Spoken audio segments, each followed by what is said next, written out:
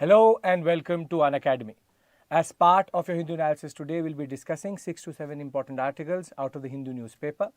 Now, it's good to be back. Good morning to all of you after a long stint in the morning batch. Finally, I have the chance to be in the Hindu analysis again.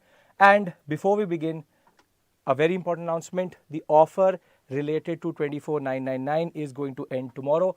A very important opportunity to enter the batch. The Liberty batch starts on 21st of August. So if you've been contemplating, if you ever thought us as a certain guide in this journey, this is the right time. With this, let's look at the topics we are going to cover. 5, because of the Saturday and Sunday newspaper, you have lower number of relevant topics. However, 5 very interesting articles related to GS paper 3 and GS paper 1 related to the 5th one. This is a very interesting set of topics. We will discuss a lot of things related to science and technology, ecology and environment. The first one is going to be a successful launch of the SSLV, a very important development for ISRO. Then we'll talk about the Aravali range and illegal mining and encroachment. Then we'll go into cyanide poisoning and a certain sensor which has been developed. Then we'll talk about vaccine diplomacy, vaccine apathy of the West towards Africa. And in the end, we'll do a small topic where a new portal has been launched for farmers to understand what is happening in the environmental and what we call as weather and climatic zone. So with this, without further ado, let's start our first discussion, which is ISRO has successfully launched the SSLV, what we call as rocket plus a EOS-03 satellite inside it. Now, why is SSLV so important is because in the larger plethora of launch vehicles we have, SSLV is a response to the commercial market which is developing. The space market and the satellite market nowadays is more about small satellites and numerous satellites in one payload, and therefore a PSLV or a GSLV is overkill when it comes to a very low payload capacity. For example, you only need 500 kgs, 400 kgs worth of payload, and therefore a PSLV and GSLV rocket is very wasteful. It is not cost effective. And therefore, in the era of Dragon X and in the era of different new what we call as private and public players coming through with regards to launch vehicles, this is a response of the ISRO to get a more cheaper rocket to launch standard and basic commercial satellites. This was not a commercial satellite, but this creates, because this is the third and the last successful demonstration of the SSLV. Now, there's a lot to unpack here, and I will not presume that you know what is PSLV, GSLV, and let's try to understand the launch vehicles, let's try to understand the orbits, and then we'll talk about SSLV, how it stacks up. Now, when we talk about the rocket itself, this was the final development flight from Sriharikota of the SSLV D3, which is demonstrator 3 of this whole plethora of rockets. Now, let's look at the whole plethora of rockets which ISRO has. So, we have the SLV, satellite launch vehicle, now mostly discontinued only for experimental purposes. You have the augmented satellite launch vehicle, used very rarely, and then you have the workhorse being the PSLV. The PSLV series is the workhorse, which is polar satellite launch vehicle, and then you have GSLV Mark II and GSLV Mark III, and herein stacks up SSLV, which is the small satellite launch vehicle. Now, what is the difference?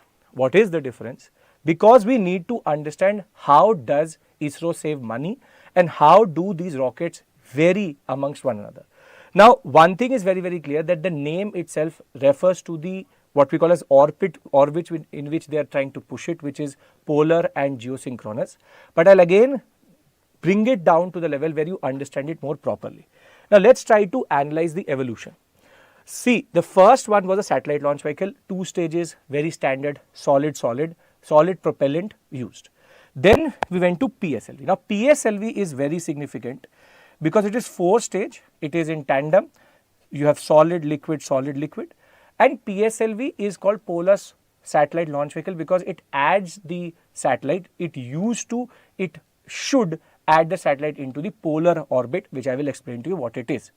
However, the problem is with solid, liquid, the payload capacity has to be lower, meaning maximum 1.5 or 1 ton is actually expected from PSLV. So, if you have a satellite such as the GSAT or telecommunication satellites, which are very heavy satellites, you can't use the PSLV. So, what they did was they had different configurations of PSLV.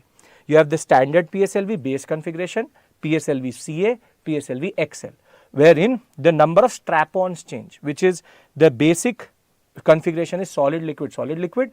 However, if you have no strap-ons, it is called PSLV CA, and if you add 4 or 2 extra strap-ons to it, it becomes PSLV XL. This can take up to 2 tons, 1.6 to 1.7 tons is considered to be the maximum it will take, and then we were developing high performance versions of it, but these were scrapped because with a solid liquid what we call as configuration, you can never have a very high capacity. And therein lies the development of the GSLV, which is the geosynchronous satellite launch vehicle. And the idea is very, very simple, because here there are only 3 stages: solid, liquid, cryogenic. And herein lies the importance of the cryogenic engine, which is liquid oxygen and liquid hydrogen at very, very low temperature. That is why cryogenic are added together to get more input thrust. And therefore, GSLV became a major change in India's workhorses and in its launch vehicles, because this could take up to 2.5 tons, and what is called today as LVM3 or GSLV Mark III can take up to 4 tons. So therefore, what we developed were these 3 major rockets for our basic needs. PSLV with close to, in geo, what we call as geostationary transfer orbit, 1.4 tons. In LEO, LEO means low Earth orbit, I'll explain to you, between 400 to 1000 kilometers low Earth orbit, and herein you can take 1.4 tons. However, we then developed GSLV Mark II, which is 2.25 tons. And we have the GSLV Mark III, which is called LVM3, which is taking you till 4 tons in GTO, which is quite important for telecommunication satellites. So we have these 3 heavy lifters of the ISRO, but the problem is that if you have any payload less than 1 ton, then these are not cost effective. These aren't cost effective, because at the end of the day, what is going to happen is that you are using a satellite which can push 1.5 tons, but you are sending 600, 700 kgs, wherein the problem lies of cost effectiveness. And the commercial market, with our own GSAT program and our telecommunication satellites in place, we needed a rocket which could be cheaper to make and would be more cost effective for satellites. And therein lies the importance of the small satellite launch vehicle, which is SSLV, because its capacity is close to 300 to 500 kgs, and it is all solid propellant. Again, 3 stages, but unlike the GSLV, all solid, solid, solid, solid, meaning once there is change in the configurations or when the stages are removed, every time solid will come through. This is where the whole concept has become very, very critical and important. So the SSLV, why is it important? The larger configuration of rockets is because it is a direct response to the need of the market when it comes to the Antrix program, when it comes to the commercial space itself, because small satellites are the new vogue in that sense. Now, I've been using 2 to 3 terms, which is LEO, GTO, geosynchronous, and what do you mean by geostationary orbit. I'll explain that to you also, so that we revise everything through this opportunity, through this topic. So let's try to understand what is LEO. LEO means low Earth orbit. LEO means low Earth orbit, means that if you are in the range of 400 to 1000 kilometers, it varies from the space agency to space agency what they call as LEO, but mostly 400 to 1000, in some cases it will say even 200, 400 to 1000 kilometers is considered LEO, meaning any satellite which is pushed into an LEO orbit is going to move very quickly. The problem with LEO is because it is very close to the Earth's surface, the gravitational pull is strong, and therefore it needs to have a very high velocity to maintain that orbit in that regard. And what is going to happen is it is going to destroy itself more quickly because the heat resistance is stronger, and more than that, with higher velocity, it is going to need maintenance very quickly. The the ISA, which is the International Space Station, is in the LEO only. However, LEO, that for the same reason, the ISA needs a lot of maintenance from time to time. LEO is not good for either telecommunications or remote sensing satellites. It's too quick. It can go around in 24 to 25 minutes, and in certain cases lesser than that if you have a higher velocity around the Earth, which makes no sense. But for experimental purposes, LEO is considered important and is used also. Our Gaganyaan program, our target is to put the Indian astronauts into LEO and then bring them back. Now, the next is called geosynchronous. See, geosynchronous is very, very important for remote sensing. Geosynchronous, or what is called as polar satellite, is when the Earth's axis is like this. What they do is that rather than putting it along the equator, the satellite moves pole to pole. It moves pole to pole, and therefore the idea is that it will be geosynchronous or sun synchronous because it is linked to the sun's movement. Now, what is the point of having a geosynchronous orbit or a sun synchronous orbit? The point is that if you want to, in a way, take pictures of a certain point at a given point of time every day, you use a sun synchronous orbit. So that what happens is that at the same exact time you get images over a period of time. For remote sensing, for forest management, it is very important that on first it has taken an image, on second, third, fourth, fifth, sixth, every day at, for example, 2 p.m. it is taking the picture of Earth or for example of India, so that we get to know what is the forest cover. Geosynchronous is important for remote sensing because you want it to be at a given point of time, at a given place, and you always will know where the satellite is. You would know that it is, for example, crossing Moscow, then you will say it is crossing China, then you will say yes, it is now into India, and then it goes into the Indian Ocean. So you know the movement in a way longitudinally. The movement is longitudinal, and therefore you know where it is. Now, this is not good for telecommunication satellites because if you want to broadcast something, you can't have your satellite to be in China when you want to broadcast something today. So therefore, now comes geostationary orbit, and in that is called geostationary transfer orbit, meaning first you push into the GTO, which is geostationary transfer orbit, and then into GSO, which is geostationary orbits, close to 36,000 kilometers from the surface of the Earth. Now, the idea here is again very simple. The idea is I don't want the satellite to move very quickly across the surface of the Earth. Rather, I want it to go along a certain longitude, and that longitude should be constant. So, for example, I place my satellite here. Now, it is always looking towards this sector of the Earth forever, and it is geostationary. Geostationary means that if the Earth is moving, the satellite is also moving with it.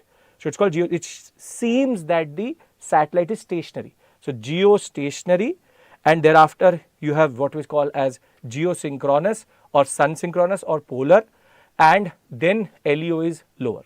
So, what we've learned in the past 10 to 15 minutes are the basics. In order to understand, a lot of students say that we don't understand the newspaper, we are not able to understand the current affairs. The reason is because if you don't know the static portion of it, it will not make sense.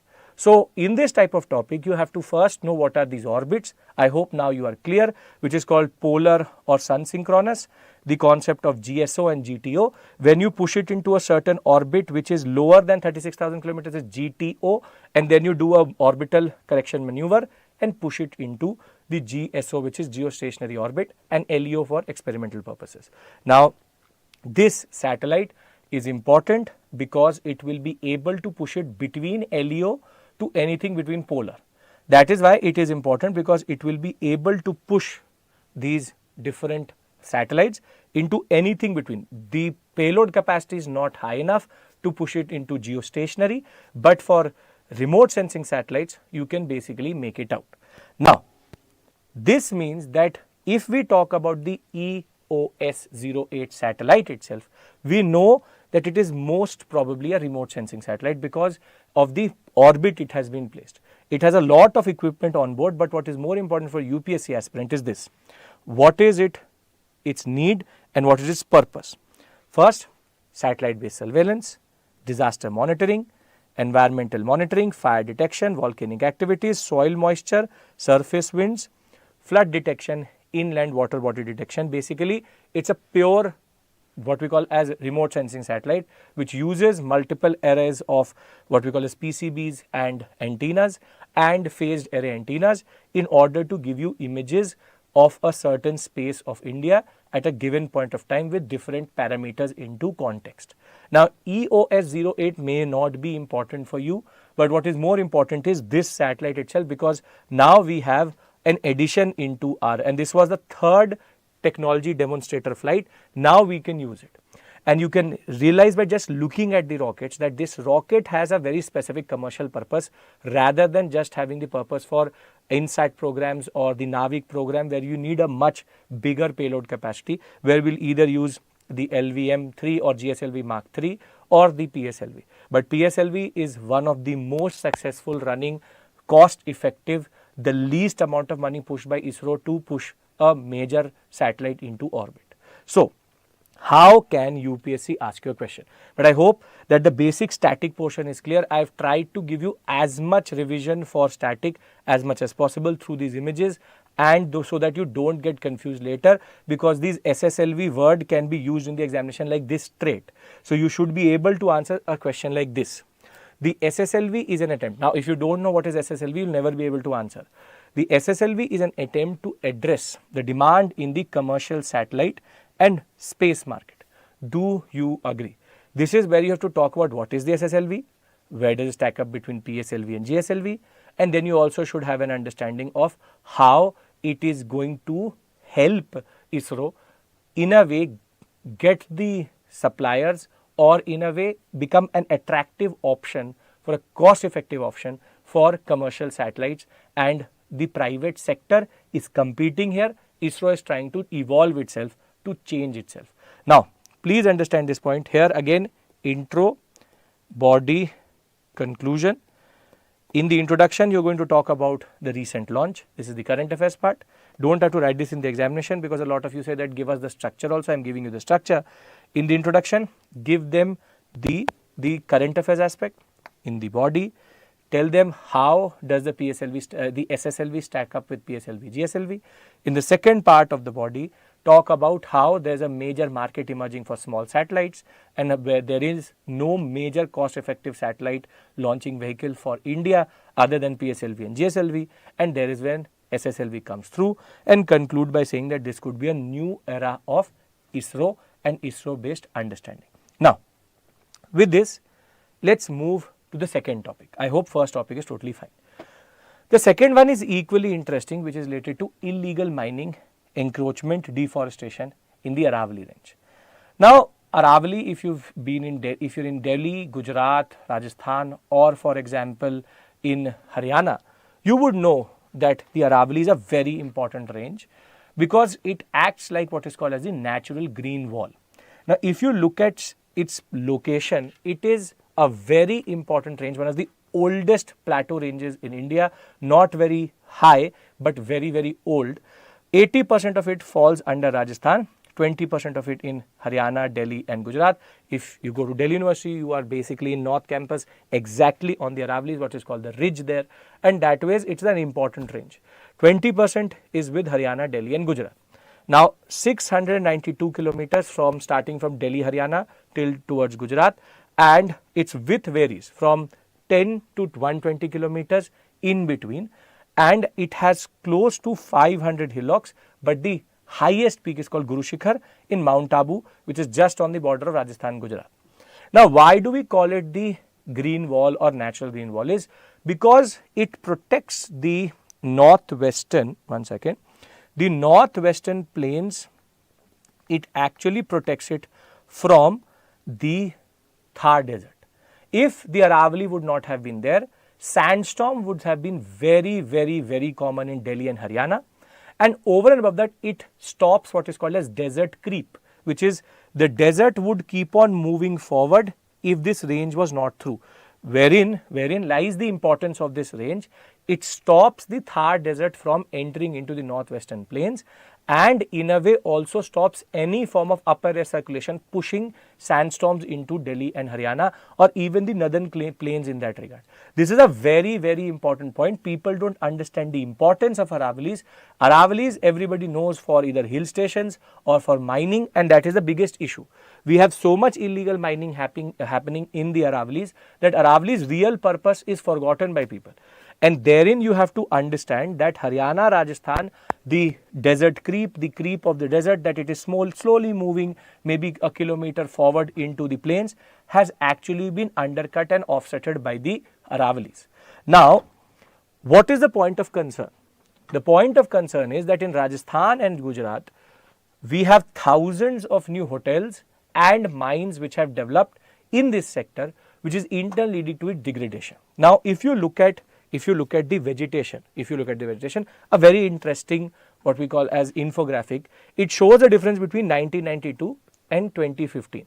Now, in between this, red marks urban centers, deforestation, and any form of activity which is negative towards the growth of forest, or any form of deforestation is shown in negative in red. And if you look at the green patches over a time have been shrinking square kilometer by square kilometer, and the urban sectors are increasing more. For example, in Delhi, 31% of green patches have been lost, and for example, in Gujarat and Rajasthan, 19 to 24%. However, the biggest issue is in central Rajasthan, where 57% of the vegetation cover has been lost to urbanization or to mining. That ways, it is a very, very problematic development, because it means that with degradation, with mining, you are basically taking away the height of the Aravalis also and its real purpose in that regard. And when you look at the quantum, it is quite alarming. Between 1999 to 2019, don't have to learn this data, just have to know the understanding of what is actually happening. The total forested area has decreased up to 0.9% of total area, meaning 75,000 square kilometers is now the forest cover in an area which now accounts to close to 1% of the total area of the Aravalis. And in between this, we have lost 705 square kilometers of deciduous forests, and further human settlements have increased from 4.5% to 13%, and water resources went up and are now continuously declining. And because it is an Aravali range, it is at the end of the day a plateau and a hill sector, the water table is falling very quickly.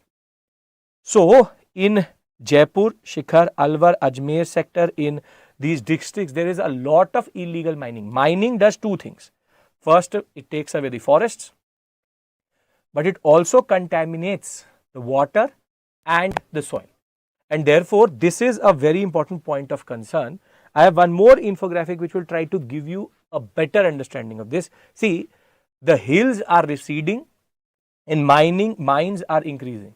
This is a very big issue.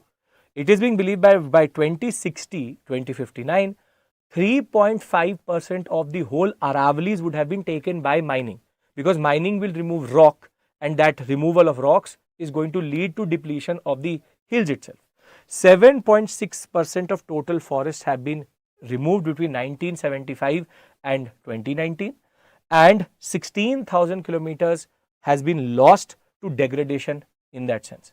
Further, 1600 square kilometers of illegal mining was active in 2019. Again, it is immaterial to learn this, but it is trying to show you the quantum. The quantum at which mining is 3.5%. This is a very important point. 3.5% of the hills will be taken away in the process of mining.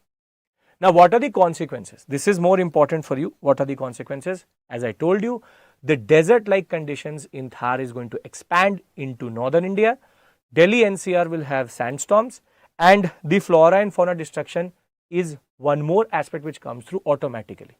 Now, this is where you have to understand the larger concept. This is a very specific example. Now, what a UPSC aspirant does is, he or she will now expand this to make it a bigger GS paper 3 type question, wherein, see, Aravalis is one example. It is not that mining is not happening in most of the hill complexes from Rajmahal to Vindhya Satpura. It is happening. Now, this here the LiDAR based and drone based survey has been much more what we call as comprehensive. So, we have a lot of interesting concepts which have been applied, which now become important for prelims and for mains. And one of those concepts is the concept of enhanced vegetation index, EVI it is called. This is a term which is used in the newspaper. This is why reading the newspaper becomes important. It gives you a new terminology. Now, what do you mean by EVI? See, EVI is a remote sensing terminology which estimates what is the health of the biomass, meaning how much the vegetation is, in what state it is, and how much it can sequester carbon.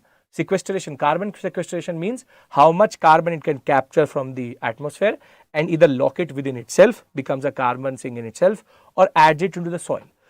Carbon sequestration, the best way to create carbon sinks which take away carbon dioxide, global warming gases, or the what we call as greenhouse gases away from the atmosphere, are forests, because they take in carbon dioxide, give out oxygen, and that carbon is then pushed into their own what we call as trunks, and therefore they are sequestering and becoming a sink in themselves. That is why deforestation is when carbon is again added back into the atmosphere. Now, herein the concept of what is the health of the forest is understood through enhanced vegetation index, EVI. This PPT will be available to you on the Telegram channel. So, do make sure that you note these things down and save this PPT, because these infographics will be important to write a good answer for deforestation, Aravalis, and the concept of mountain, and even any form of soil or water based pollution based question in the mains examination. So, what has the study found? Again, immaterial to you, because you can't learn all of this data for just the mains examination, but we have found 0 to negative 0.2 EVI in the Aravali upper sectors, which is not a good thing, which means that the forests may be there, but they are either in a very bad state, will automatically go to 0, and negative means that what had been there, you have now more urbanization, so you have a negative EVI. This is where this map becomes very important. You have to understand the importance of Aravalis. You also have to understand what is the larger implications of losing the Aravalis and how urbanization. You know a lot of hill stations in this sector, and those are also problematic because they are not in the natural habitat. A lot of animals are also lost, and the flora and fauna destruction, biodiversity destruction is a equally problematic aspect of this concept. Now, how will UPSC ask you a question? They can ask you a question like this. That's why I have practice questions. Do practice these so that you understand how to use the data which we've given in CNA. CNA is not just about giving you information. It's about how you use it in the examination. Gaining knowledge, but putting it on paper is more important. How can you use it in the examination is more important than just knowing the topic. Current affairs is equally about using it in mains answers as much as in the prelims context. The anthropogenic degradation of the Aravali range will have serious irreversible consequences for the ecology and the environment of northwestern plains. Discuss.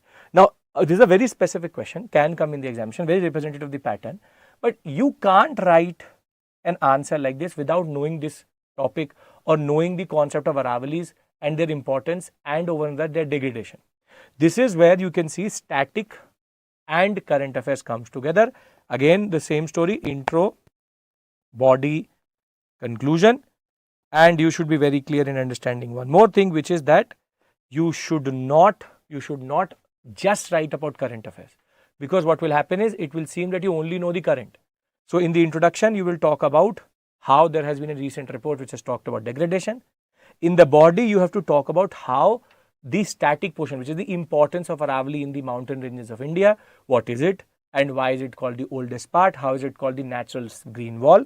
And in the second part, you are going to talk about how degradation through mining, deforestation, water depletion, water pollution has led to this sector to become a new alarm bell, and conclude by saying that we have to learn from our mistakes, we have to learn from the Aravali example, that we don't do the same or replicate it in other sectors which are equally critical.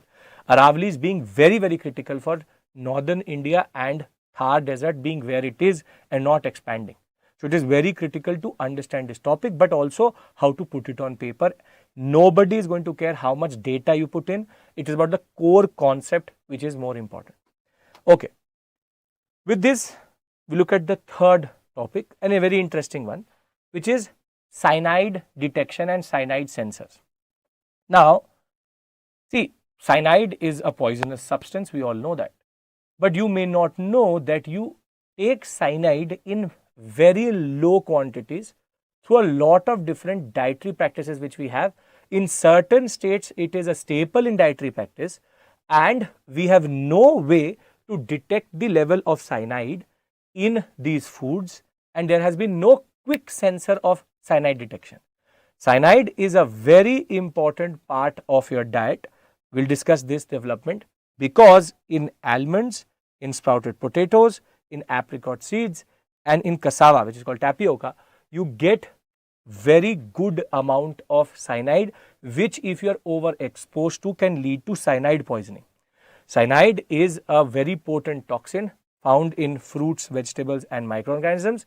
WHO has argued that as per basic guidelines, in presence of potable water, the concentration should be less than 0.19 milligram per liter, because after that it will have lethal effect. We don't have any way to actually check this. You can check it later. You need a very long process, and therefore cyanide in dietary, what we call as patterns in India, cannot be detected properly. And in multiple parts of India, we have a cyanide rich food staple also. And therein lies the importance of the University of Kerala development which has happened under Dr. Ravi Kumar. You have the Department of Chemistry which has developed a substance which can give you very quick detection of toxin cyanide in low concentrations also in drinking water and food products. It's a very interesting thing. See, if you look at it, what happens is you just need a litmus test with that, or litmus with the what we call as chemical on it. To the naked eye, it will seem yellow, but as soon as it will detect cyanide, it will become colorless like this. So the idea is that it is yellow to the naked eye, but will become colorless on detecting cyanide. So you don't need a very elaborate kit. You just need the chemical along with the litmus, and you can do a litmus test to check. So anywhere there was tapioca added, it is showing a cyanide level which is above 0.19. This is a very interesting development because this allows for easy detection, quick detection, and a method which can be used in even rural India.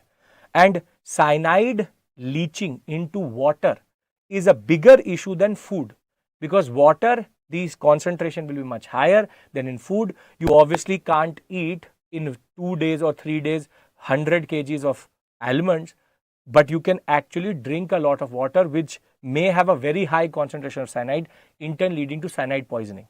So therefore, this is a very important development. Again, science and technology, remember this. I have not given you a question here because a mains question will not come through from here, but we should know that cyanide poisoning, because what they can do is they can give you a statement based question on cyanide now, because they've talked about how cyanide affects you, how it is present in different fruits and foods. This can also come in the examination, and further they have also talked about a new development coming from Kerala. Very interesting, very important in the larger has larger implications for our food and for our chemical industry. Now, moving to a long drawn issue which impacts you and me also, because this is called vaccine apathy, vaccine diplomacy. You would have heard about these two words for sure. Vaccine diplomacy is what India did during COVID, which is sending vaccines to countries which were not getting access to, for example, the Pfizer or the AstraZeneca very high grade patented vaccines. And therein lies India's attempt to use its soft power to give vaccines to countries which would not get it from the US or the European sector. But this is based on an assumption. And that assumption is called the apathy, which is not having any form of compassion or even ignorance towards Africa and the Asian countries when it comes to certain diseases. Now, what the pattern is that if a disease is Europe centric, if it is US centric, you get vaccines very quickly, they get distributed also very quickly, and everybody is administered that vaccine within a record number of days. Now, if, for example, you have Ebola, Zika, take into example Mpox, which is monkeypox. These are viruses which are actually spreading throughout the what we call as African sector or the Asian sector, Southeast Asian sector.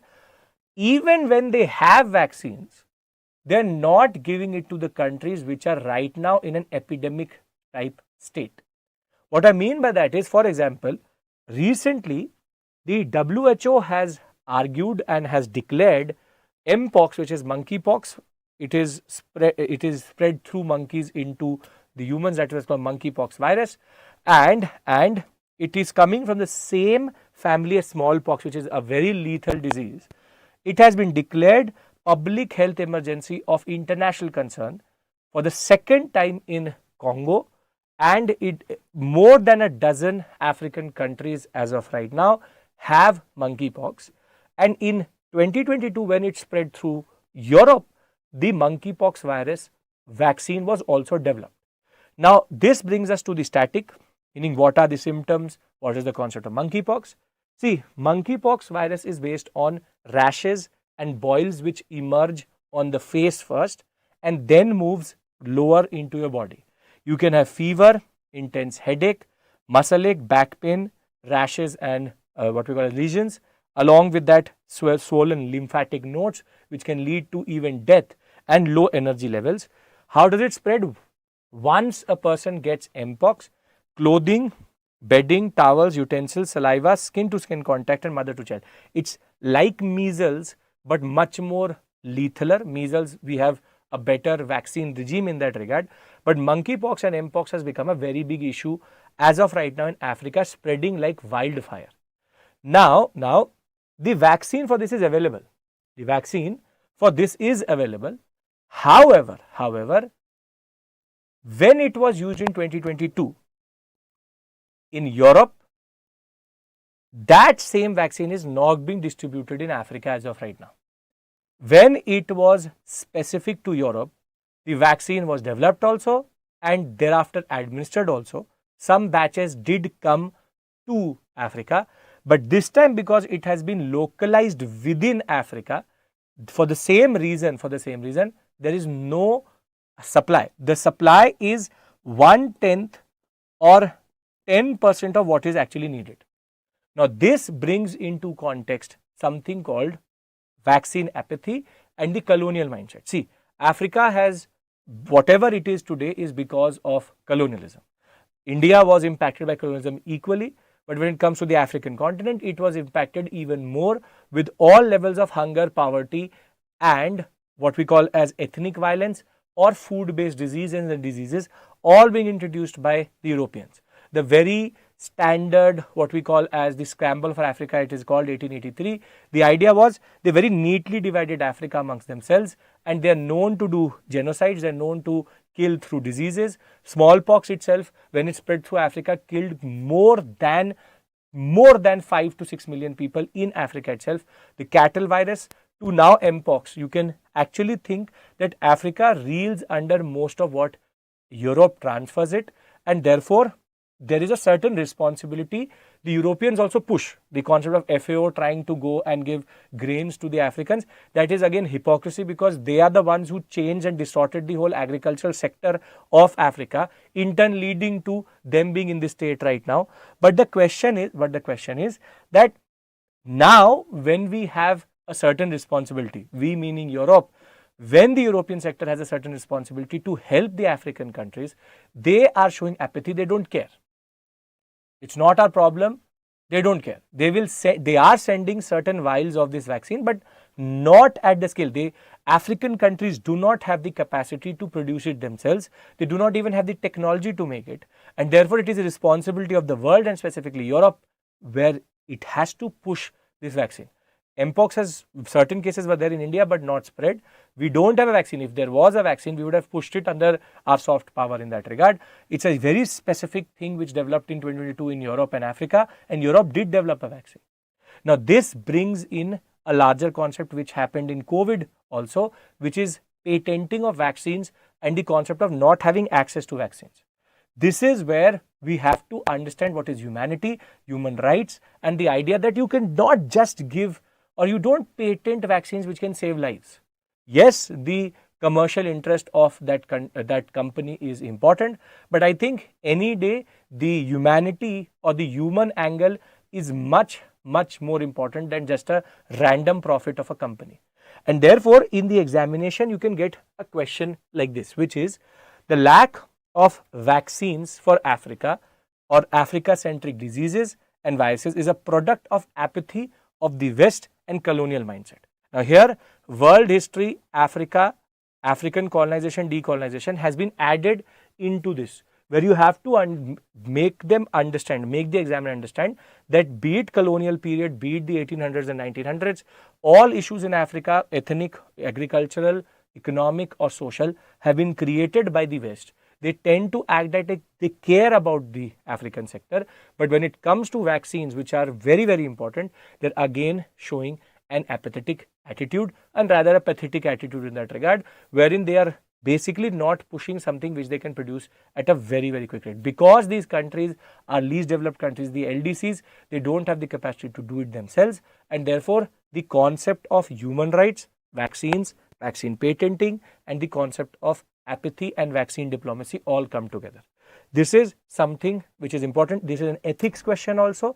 This is equally at the same point of time a question related to GS paper 2, 3 and 4, which is environment, ecology, science and technology, and at the same time ethics, because this is about ethics. It's about compassion, apathy, empathy. Compassion and empathy as it is not there. This is apathy, the exact opposite of compassion, which is you don't care about them because they are of no purpose to you. If this was Brunei, if this was any nation which had oil, America would have made sure that the vaccines would have been there. So again, a problematic aspect of what is happening today vis-a-vis vaccine domination and vaccine production. With this, we move to the last topic. This is a very interesting one because it is related to our farmers. Now, this is based on a new portal which has been developed. To be very clear, it is called the Krishi Decision Support System, the DSS, which has been recently launched by Union Agriculture Ministry. This is a very slam dunk in the examination.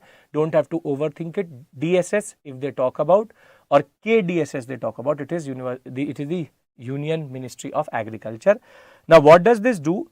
It gives you real time, meaning with a gap of 2 to 3 minutes or 5 minutes, it gives you real time weather pattern, soil condition, crop health, acreage data to the farmer, experts and the policymakers. Obviously, acreage and crop health is acreage and soil condition is of no purpose to the farmer. It is either crop health and soil condition before he sows anything.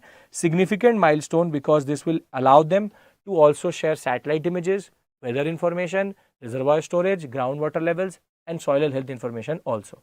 Now that ways, this is a very important development because this was needed, technological interventions into agriculture. Now, before I end this session, I would like to revise what we've done today, a standard feature of my sessions, which is what have we done? First, we've understood the concept of how we have a new launch vehicle, which is SSLV. SSLV, small satellite launch vehicle, vis-a-vis PSLV and GSLV, we discussed this, and then we understood what is LEO, GTO, GEO and SEO, which is Sun Synchronous Orbit, or SSO as it is called, SSO, Sun Synchronous Orbit. Thereafter, we understood why was there a need, why was it developed, and further PSLV and GSLV are not cost effective for small satellites. Second, we understood the degradation in Aravali range and the importance of the remote sensing which is happening there, and a lot of land survey has led to the importance of Aravali coming through. Along with that, how degradation can lead to the sandstorms and the Thar moving towards northwestern plains, and why do we need to protect the Aravalis. Third, we discussed cyanide sensors, and a very important development in developing small doses, quick and very effective way of detecting cyanide in water and food. The fourth, we thereafter understood this very important DSS, which is the concept of decision support system for what we call as agricultural based technological solutions. And last but not the least, fifth, we discussed Mpox, its symptoms, how it spreads, but more than that, the larger implication in international relations and world history, which is the concept of vaccine support, vaccine diplomacy, apathy, empathy, compassion, and ethical issue embedded within it. So, with this, I would like to end the session. Thank you so much for being here. 5 important topics. Saturday, Sunday newspapers, editorials are mostly irrelevant, but I've tried to bring in 5 topics which make sense. Thank you. Take care. Bye-bye. See you soon.